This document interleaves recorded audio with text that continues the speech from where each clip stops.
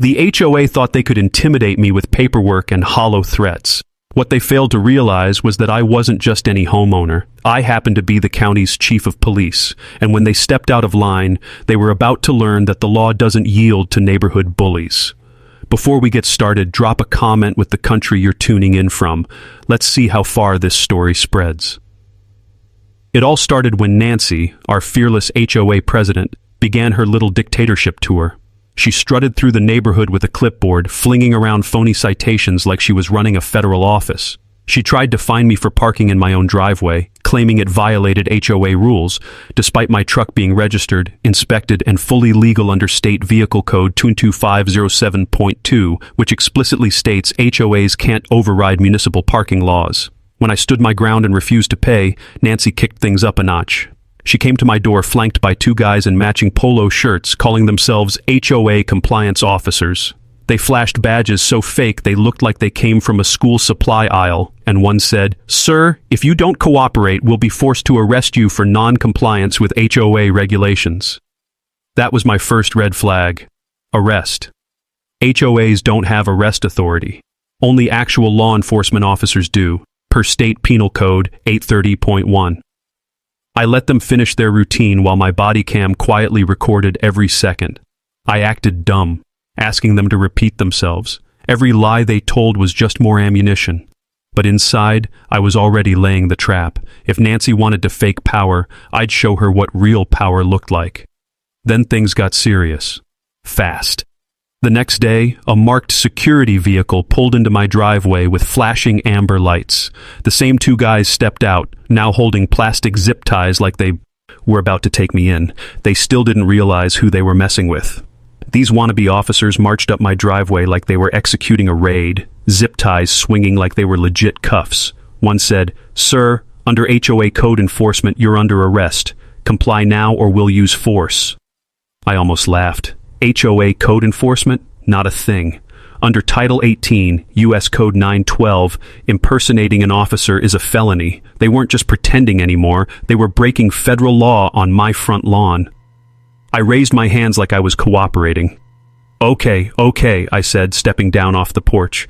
But the moment one of them reached out, my instincts took over. I grabbed his wrist, twisted it, and brought him to the ground in one clean move. His knee bent with a sickening crack. He screamed, crawling away from their fake patrol car. The second guy charged with zip ties in hand. I shifted my stance, hooked his leg, and sent him crashing face first onto the pavement. His knee smashed, dislocating instantly. He tried to stand, but his leg gave out. Both of them were now writhing on the ground, begging me not to hurt them anymore. They didn't need to worry. I was done. They were finished. I reached into my jacket and pulled out my real badge, the one issued by the county sheriff's department, not something laminated at a copy center. I knelt beside them and said quietly, "You two just impersonated law enforcement, trespassed on private property, and tried to carry out an unlawful detainment. That means you're both facing real time behind bars." Their faces went pale. Whatever swagger they had vanished immediately. While they squirmed on the ground, I got on the radio to dispatch. Within minutes, a pair of my officers arrived, sirens blaring, weapons drawn. The imposters were cuffed, Mirandized, and loaded into the back of a squad car without a word. Neighbors peeked through curtains, whispering among themselves. This wasn't just some neighborhood drama anymore. It was a criminal operation unraveling right in front of them. But the real twist was still coming. These two clowns didn't act alone. Someone higher up in the HOA had sent them, and I already knew who was pulling the strings. If you've been enjoying this HOA saga so far, go ahead and like and subscribe, because things are just getting interesting. At the station, it didn't take long for the fake enforcers to crack. Under a bit of pressure, one of them confessed they hadn't come up with this on their own. Someone from the HOA promised them a hefty payday if they could scare me straight. That someone? None other than Nancy Grant, the president herself. I wasn't shocked. Nancy had been on a personal vendetta ever since I ticketed her son for reckless endangerment last year. She figured if she couldn't beat me legally, she'd try to corner me with scare tactics, maybe even smear my reputation. Instead, she ended up attaching her name to a federal investigation. The charges piled up fast: impersonating an officer under 18 U.S. Code Tiatra 912, criminal conspiracy, attempted unlawful detention, and trespass. Every single one carried serious prison time.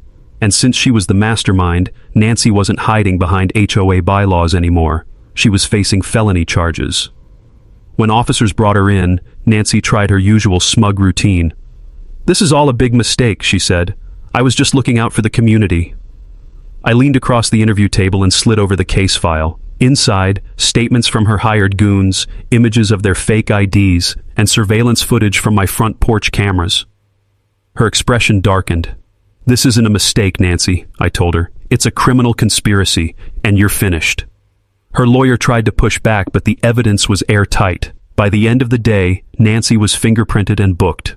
The HOA board convened an emergency meeting the next morning. Residents who once cowered under her rule now stood tall, demanding her removal. The vote wasn't even close. Nancy was ousted, hit with steep legal fees, and permanently banned from ever holding another HOA office. As for her two hired musclemen, they'll be hobbling into prison once their knees stop screaming. Maybe then they'll think twice about posing as cops. That night, I stood on my porch, coffee in hand, patrol cars still stationed down the street. Justice came hard, but it came true. The neighborhood was finally free from Nancy's grip. And me? I wasn't just their neighbor, I was their chief of police. And that's how the HOA learned the hard way. When you send fake cops after me, you don't just lose control, you lose everything.